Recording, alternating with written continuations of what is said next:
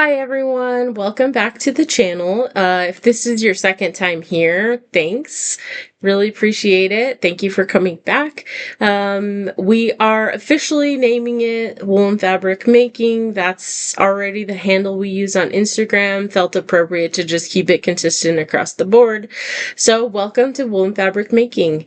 This podcast or video vlog, whatever these are called these days, is meant to talk about fiber arts, knitting, yarn, crochet, spinning, and then sewing, bags, different pieces.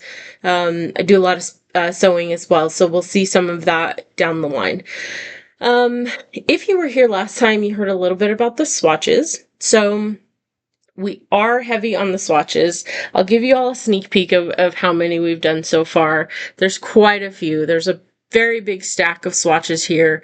You can see a lot of the yarns we talked about last time. They're kind of, starting to inform different things here. We did some crochet swatches, although full disclosure, I'm not as prolific in crochet, so don't come at me when you see some of those swatches, but some of these are blocked, some of these are not.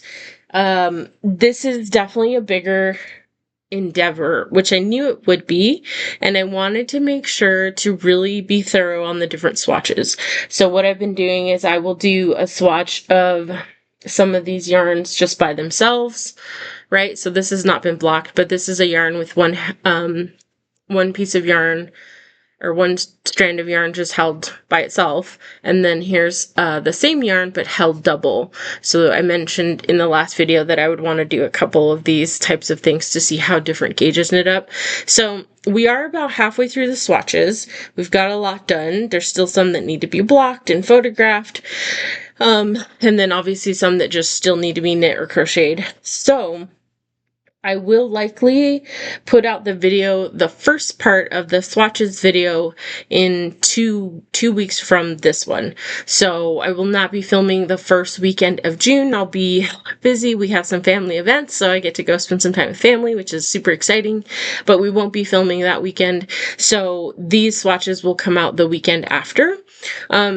You saw the big stack. There's going to be quite a few. I mean, I still have 1, 2, 3, 4. I still have like 4 of just regular swatches to do, plus then combos. So I do feel like it's going to need to be 2 parts. And what I intend to do, my thought right now is that I'll do the first part and I will do all of the sort of standalone yarns first. So where we have, let's say we have like the cashmere yarn, just the cashmere yarn, and then maybe the cashmere yarn held double. I'll wait and do the second part to include the combos. So where we are doing, for example, a cashmere plus the Sari or the cashmere plus the sparkle, those ones where we're combining multiple different types of yarn, I will do that in the second part. So I believe that's probably the cleanest way. I've thought about doing like plant fiber versus animal fiber, but then once you start combining those fibers, it gets tricky. So that's, I think, what we're going to do. And like I said, I do think it's going to be a solid 2 episodes. It's a lot of swatches and there's a lot to say. I mean, there's some really interesting things that have been happening with some of these. So yeah, I think it's going to be fun. And I think, for my own personal experience so far, I've had a ton of fun working on these and learning how these things knit up in such a different way with completely different fiber content, but then some that are similar fiber content and how differently even those are swatching. So I'll also provide in the first part, I'll also provide a little more information on what swatching is, what gauge is. I did have some friends ask me, what are you talking about? What are swatches? And they're not knitters, so fair. They don't understand what we're talking about when we talk about gauge. So I will give a very brief synopsis of what that means on the first part. So that's a little update on the swatches. I know a lot of people are coming back for that, so I just want to preface this by saying this is not a swatch video. This is going to be more of a general podcast episode because I did want to put something out before I'm gone for 2 weeks. So if you're not into a general podcast episode, feel free to leave. I won't be offended. If you're here for the swatches, I get it. It's exciting. So just an update on that. So for the regular podcast format, there's tons of podcasts out here on YouTube. I think we all kind of know the format. So I'll just give like a brief update on things I'm working on, which is, at this moment, a lot of swatches. I do have some other whips. I'll talk about some finished objects, which are behind me. I'll talk about, some acquisitions. Today I'm going to talk about acquisitions I got at the yarn shop in Chicago where I heard about the yarn parlor. See episode 1 for that story. I am going to talk about some spinning, and then I'll also talk about a book I'm reading that I've just started. I haven't formed a ton of opinions on it. And then I'll talk about some future plans. So let's get going. We'll just jump right in. Finished objects. So I have 2 garment finished objects, and then I have 1 hat. So I'll start with the ones up behind me. So this is the, let's see if we can get it. So this, let me not lie. What's the name of this again?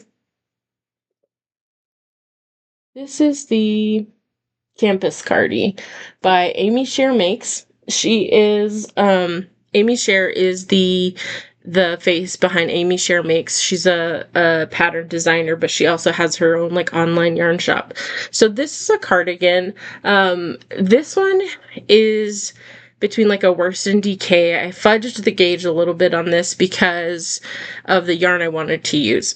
So the yarn for this, the primary yarns for the big stripes, are actually a combination of Harrisville Designs Daylights, which are the light stripes, and then Nightshades, which are the dark stripes. Over the course of a couple years, I had encountered Harrisville Designs yarn, both of these, in various shops, but I could almost always only find like 1 or 2 in each color.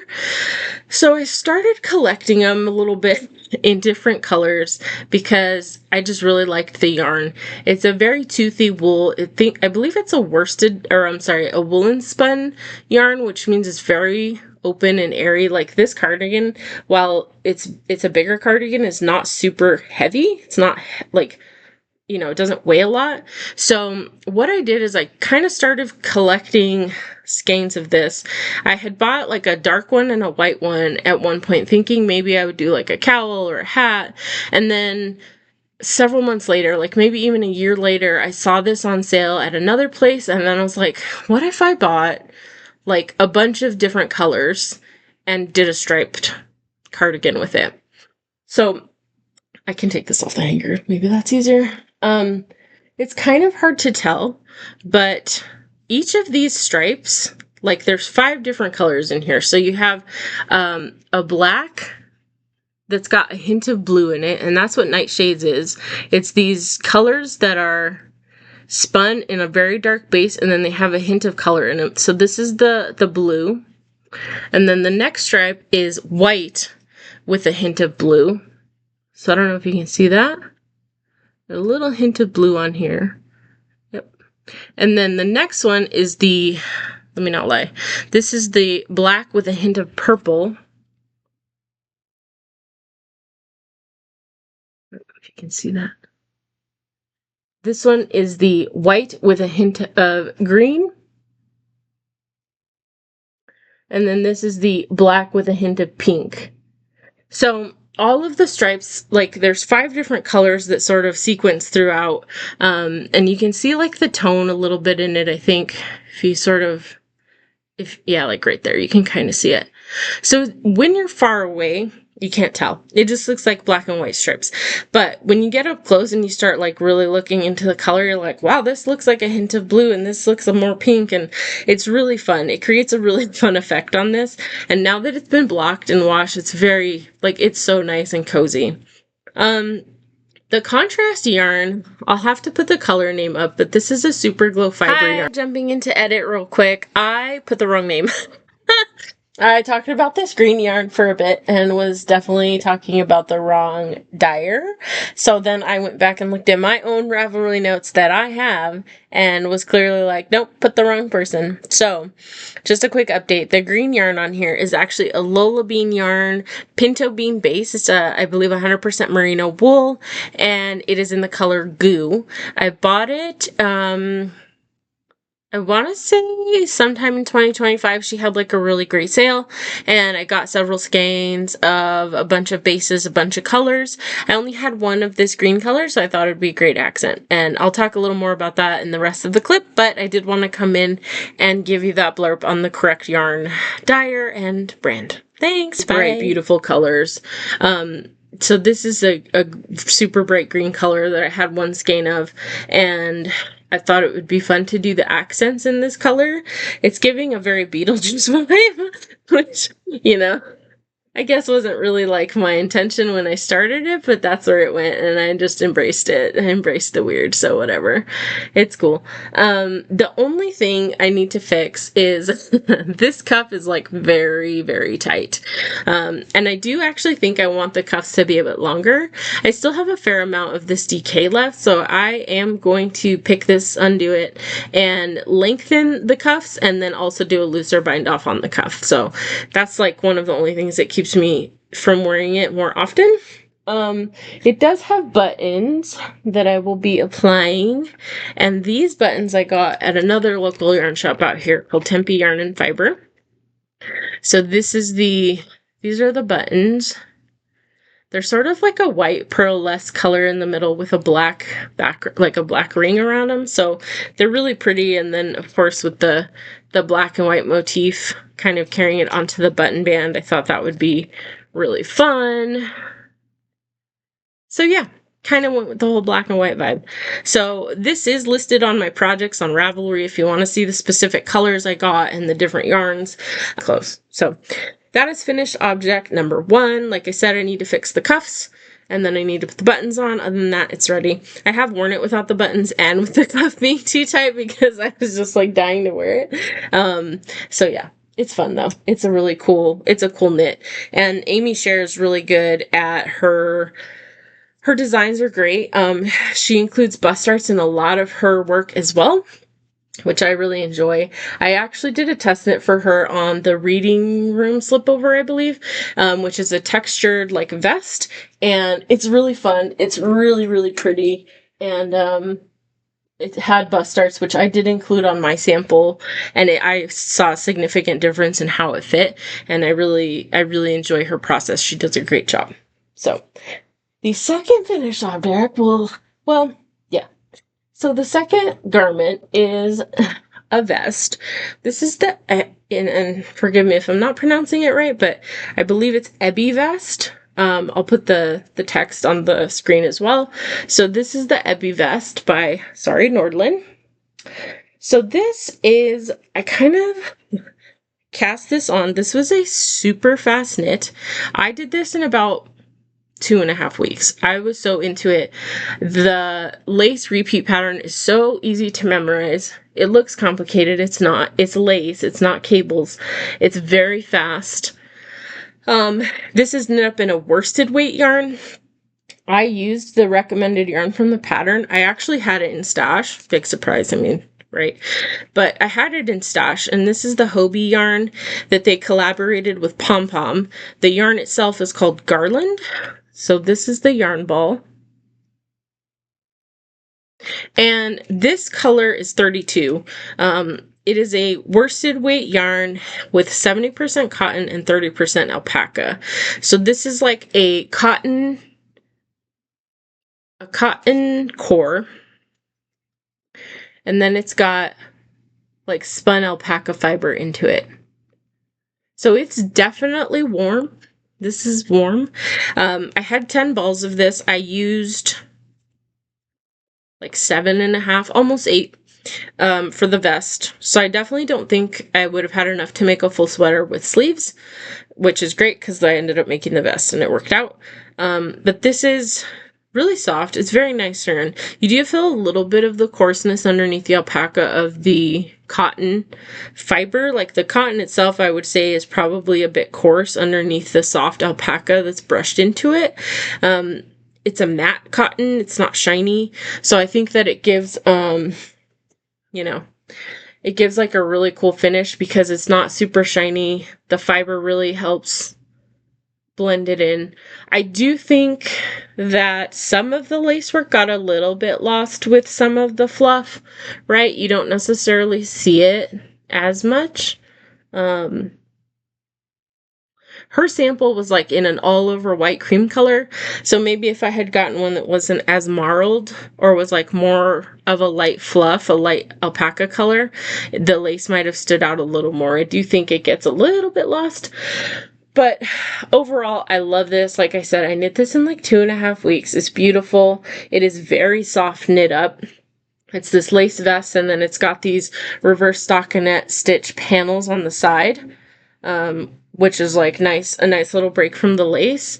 It's got this little like formed V-neck vest, so it doesn't sit too high up on your neck. It gives you like a little bit of relief on your neck.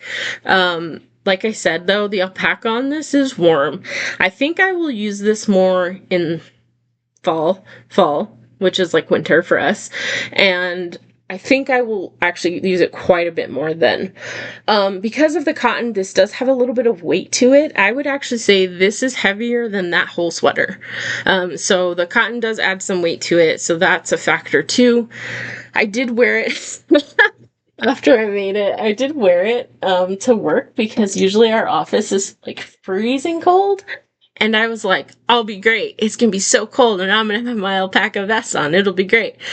The air conditioner was not on that day. It was like having issues and I was like, sweating and didn't have anything to change into. It was rough.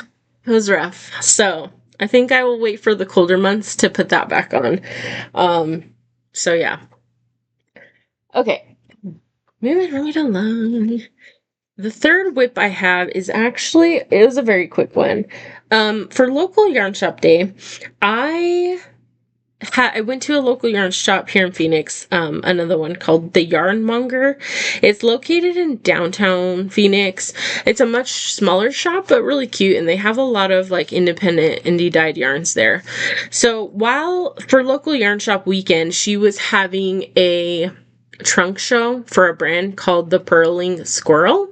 And this is hand dyed. The brand itself is hand dyed in Texas. So I assume the maker is in Texas, right? So this is a DK weight. So this is just a little blob. So this is a 100% superwash merino, 246 yards for 100 grams, 4-ply DK, and this colorway is called Glorita Squirrelita. So I think there's a thing about squirrels going on here. So this is the colorway. This is the yarn. I got one skein of this from the trunk show, just to try it out because I really like the color. I thought it was like fun, and I made the Sari Nordlund hat. I have to go look it up, but this is the hat. So it's like a ribbed hat, and then at the top, it's got like increases that kind of come out, on the side. It's very cool. I like it. It's got a nice big brim. So I used almost entirely the entire skein of DK, which I love. I love not having a ton of leftover for something. So this is the hat. Fold it up. So that'll be fun. I do think you could wear it reversible. The yarn itself is a superwash, like DK, so it's, a DK version of a sock weight almost. I do think you could wear this in reverse. It looks a little different because the ribs are not even. I think it's if I remember correctly, it's like a 2x3 rib or something. So on the inside, or what she would be considering the wrong side, the ribs are a bit thinner. And then on the right side, the ribs are a bit more bulky. So I do think you would be able to wear it either way. I think, yeah. Yeah. Depends on your preference, I suppose. So yeah, it's a fun hat. I can't really try it on because I'm wearing headphones, but you get the point. It's cute. Maybe I'll put a picture in. It's adorable. It's a fun hat. It is DK and it is wool, so it's definitely going to be warm. I wear hats a lot when I travel for work, especially in the winter, because I go to places where I'm not ready or prepared for the cold, because we don't have a ton of warm weather gear out here. So I like to have hats and things for layering whenever I have to travel. So yeah, so this is a fun one. This is really cute. I like the coloring on it. It definitely, so interesting thing. So this is basically knit the exact same all the way to the brim. But if you see how the colors are kind of going like this and then kind of traveling back. And then when you get to about here, they all just change. Do you see that? It like just went all over the place. I thought that was so funny. I noticed it as I was about halfway through here and I was like, why did that change? Like what happened with the dyeing process where that just like changed all of a sudden? And it's not a critique on the yarn. It's more just like an honest curiosity of like what happened in that dye pod that all of a sudden it just like changed when it had been so consistent. Don't know. Fun. So that's the hat. That the name I forgot, so I will put it up on the screen unless I can quickly look it up, which is not gonna happen very fast. I doubt it. Oh, it'd probably take me too long to even find it. But it's a very popular hat by Sari Nordlund, so I'll put the name of the pattern up. My apologies for not being more prepared. Okay, so those are the 3 finished objects that I have for you today. I do have other things that I have finished, but kind of, several weeks ago, so I feel like they don't count, right? If it's not within the last couple of weeks, it doesn't count. Just kidding. I'm just kidding. It always counts. Every finished object counts. All right. So moving forward, I do have some other sort of a finished object. It's not finished like a knit piece, but it's finished because it's yarn that I spun. So this is a tweed yarn. I should say it was a tweed fiber. The fiber itself is from my local yarn store, Tempe Yarn and Fiber. And this is, what's the, oh my god, I'm so unprepared. I can find this quickly. So it's a local dyer. She's based out of Arizona, and she has some tweed fiber that she creates, and she dyes over like the tweedy bits. So the tweed is sort of a neonish tweed that's built in, and then she dyes over it. So this is the yarn that I spun up. This is probably, once it comes off, it's probably about a sport to DK. It is a little bit fine, but once it comes off as a 2-ply, it's pretty, sorry, I'm trying to multitask. Can you tell? So not ready. It comes off and it definitely fluffs up a bit once you wash it. And so, let me see if I can pull this off. So once it starts to come off, it'll definitely fluff up. But this is a tweedy yarn. It's got some hints of turquoise. It's got like a little bit of a darker blue. It's got this like peach, sort of peach color in here, some white. And yeah, I think this is really beautiful. This is actually the second colorway that I have of hers that I spun up. And it is a little different than the other one, but I do think they actually correspond together. I could probably... Okay, I grabbed it. I skipped over the part of me crawling over the chair and up there to grab it. So this is the color I've already done of hers. So this is also a tweedy yarn. It's very cool when it comes off. This was a little heavier spin. I was very inconsistent on this one. Yeah, whatever. It's hand spins. So this is like, this has a little bit of like a more minty green color, little bit of white, a little bit of pink, like a dark blue, like almost a charcoaly color. So the coloring on this is a little different, but it still has a lot of those flecks of the tweed that you see on the other one. So I do think that these could kind of work together. I don't know, maybe a stripe. Maybe I hold them, like, just do 2 separate hats. Don't know. It's gonna be what it is. I also was able to pull it up. So the fiber dyer for this is called 316 Dye Studio. The type of fiber base is called Shaniko Confetti. It's 89% Shaniko and 6% acrylic and 5% rayon. I assume that the acrylic and rayon are probably the Tweety bits, and the bulk of the actual spinning fiber is the Shaniko. So this one is called Whispers in the Sand. And they're the same makeup, they're the same content and everything. So this is called Whispers in the Sand. And then this one is called Southwestern Sunset, which, accurate. Very pretty. It's, like I said, it's got like the turquoisey, the orangey, peach color in there. And I think once I take this off and really like have it bloom the way this has, this will be really pretty. So we will see what these decide they want to be. Don't know. The yarn's going to decide what it wants, and then we'll talk about it in the future. I'm running out of space. Okay. So, moving back to other stuff. That's basically it for like finished objects. I do have some things in the works. So, I did a bunch of swatching for some hats.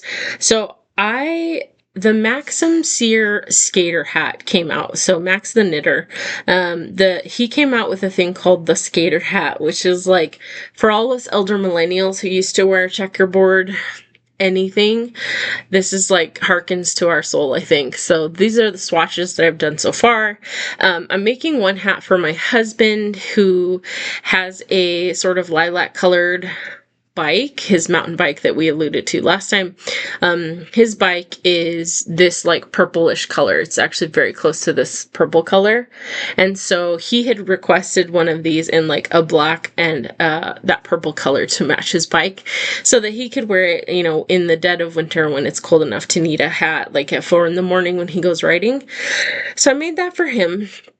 I'm going to make one for myself at some point, not anytime soon, in this pink and black. And then these colors down here are actually for some family members.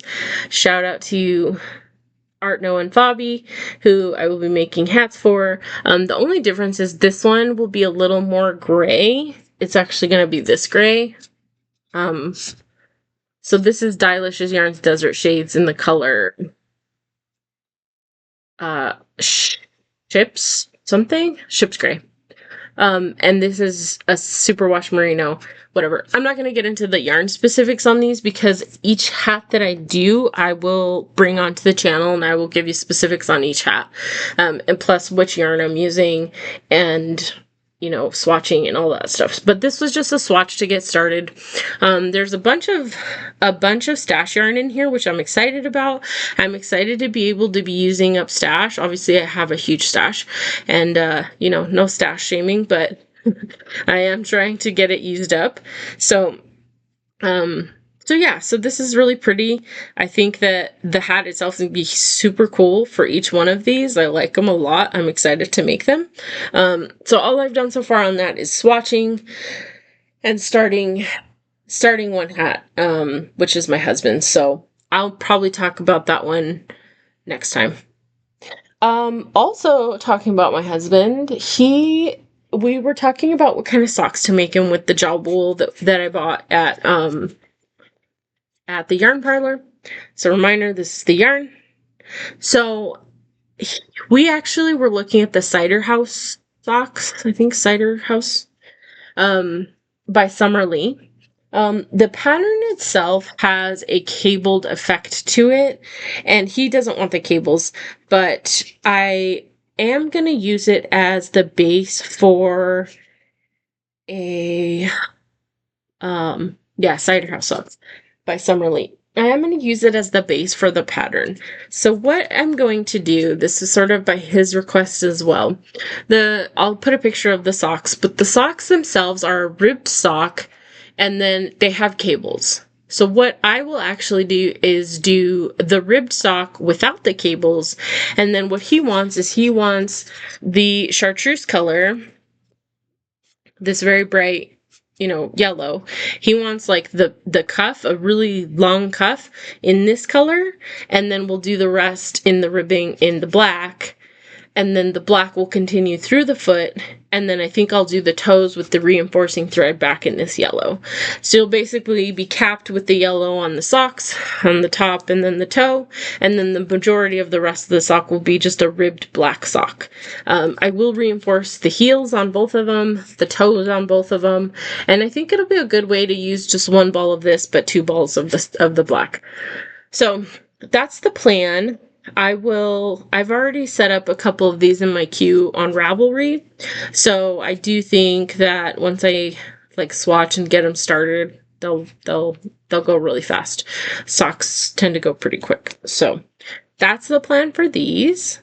Yeah, those will be coming shortly. As for other whips, I am currently in the middle of a test knit. Side note, this is a bag that I made. So, if you're a Star Wars nerd, you'll appreciate it. It's just simple. It just has pockets on the front, very simple, and then it's got the cinch. So, I make a lot of these bags, character bags. I really enjoy them. I think they're great little project bags. So, I am in the middle of a test knit. This is for. I'm not totally sure if I can disclose this yet. So all I will say is that she's a great designer. She's very size inclusive, and she does a lot of really beautiful, beautiful projects. So this is a all over lace and cable like top. I wouldn't say it's a tee because the sleeves are a little bit long, but it's also not like a sweater because it's like a summer top. And so this is the. Let me pull this out a little bit. So it's knit, basically you start on the back panel. So this is the back panel. And you do the whole back panel, and then at the top, you cast on for, like, the front, right? So you pick up stitches on the edge of the top of the shoulder, you pick up your stitches, and then you start working the front panel with some shaping around the neck. You start knitting the front panel, which is basically the same as the back panel. And then you'll seam the sides, and you'll cast on the sleeves, and you'll do the sleeves. So this test knit is super fun. I did the back panel in like 2 weeks, if that. It went very fast. It's very fun. It is a lightweight pattern. It's all fingering. The yarn I'm using is completely plant-based. It is a Purl Soho Santolina. It's 70% organically grown cotton and 20% rayon from bamboo and 10% hemp. So it's all plant-based. This is the yarn. It definitely has some flecks of the, like, I guess maybe that's the bamboo or the hemp. I'm not sure, but there are some little bits of like white fiber in there. It's got a really nice sheen to it. Not super shiny, but it does have a pretty sheen. It's very soft. It's very like drapey. You can kind of see that. I mean, it's definitely gonna flow and drape. So this is really pretty. I've had 3 skeins of this. I'm on my second one. So this is what's left of the second one after finishing the whole back and like half of the front. So I should be able to finish the front with this ball and maybe part of this one, and then easily be able to finish the sleeves. This yarn goes really far. So this is a 328 yards for 100 grams. Machine wash cold, tumble dry low. Oh, and this is the color teal tide. So it says 328 for 100 grams. I mean, I think because of the content with it being cotton and therefore being heavier, you don't get as much yardage for 100 grams, but the actual like yarn itself, especially in the lace, makes it goes a long way. And I think that that's partially because of the construction of this yarn.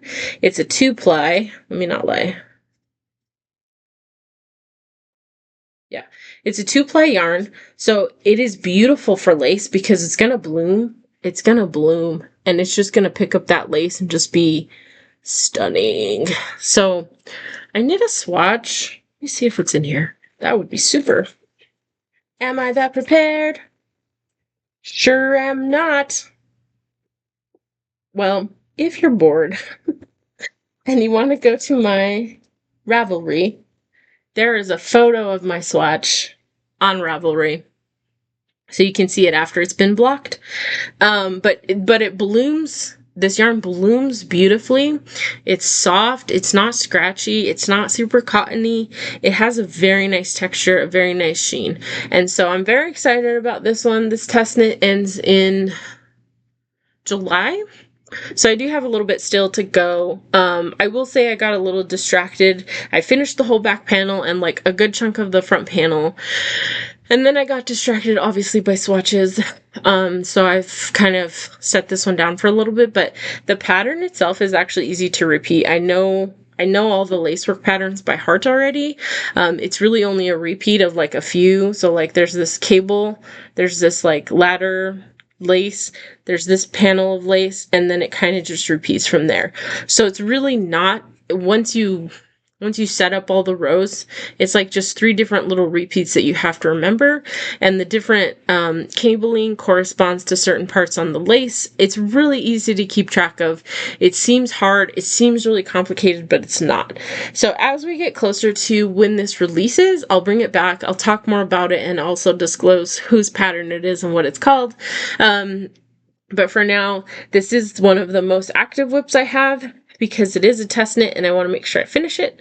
But I am excited about this. I think this is going to be a really nice top, especially for the summer, the rest of the summer, where outside it's super hot and inside it's frigid because of the air conditioning. I think this would be a good piece to help regulate body temperature. So this is the most active one outside of the swatches I'm currently doing and all my future plans and aspirations that I seem to think I'm going to have time for. So yeah, so that one's really, really beautiful. This is on a, let's see if I have the yarn, needle size.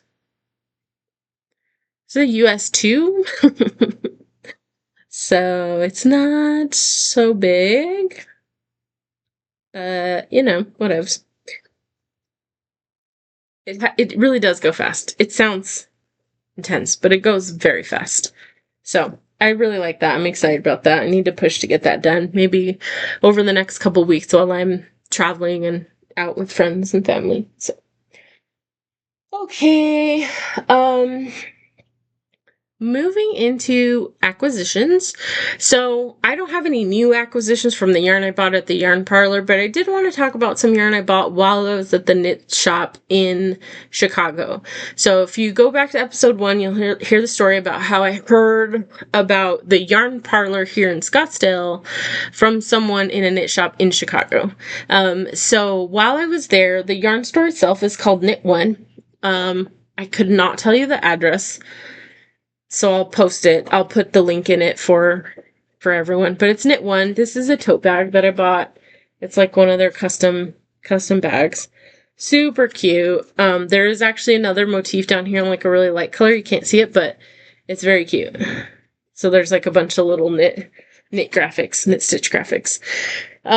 So this is the tote that I got from there.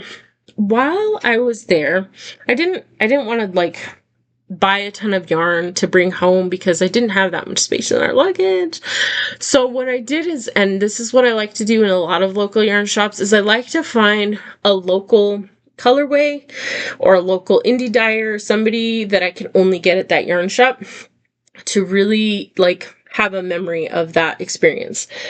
So I found a couple things. One of the first ones is this Muse and Method, a collaboration by Knit One and Sister Anance Yarn. So this is this is a collaboration yarn that they did with Sister and Nance yarn, which I'm sure you could probably find more information on if you Googled. So this was a custom colorway that they had specific to the Knit One store. The base itself is called the Go-To DK. It's 100% superwash merino, and it's 231 yards for 100 grams. The color of this is called Purl. And it says, each challenge, agitation, and struggle contains beauty. You have the power to transform your pain into art. So I think that's so beautiful and such a perfect example. I mean, if you don't know how a Purl is formed, it gets into the mouth, the opening of a mollusk, which is, I think, typically a clam. And then like debris gets in there, and that debris starts to get covered in layers and layers of stuff that eventually becomes a Purl. So it's like from that debris that got in, right, that little bit of junk, something beautiful was formed, which is the Purl. So I thought that was beautiful. I thought that was really inspiring and such a cute color. The yarn itself is very, very soft. Trying to like not get too much sun on this. So it's very, very beautiful. It's got very light tones of purple, a little bit of pink, what looks to be like a little bit of brown. So it's gorgeous. I like it a lot. So that's the first one. I will most likely make, can I get this without so much light? Like really washing out here. There we go. So I will most likely make another hat with this. I really like making hats in DK with like one skein of souvenir yarn. I think it's really fun. And then you have cute souvenir hats for friends and family to share. So that is most likely what will happen with that.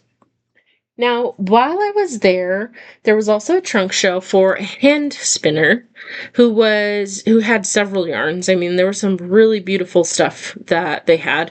So I went ahead and picked up a skein of this hand spun. So this is 100% Corriedale, 170 yards in a worsted base. And this is the color French Manicure. So very, very cute.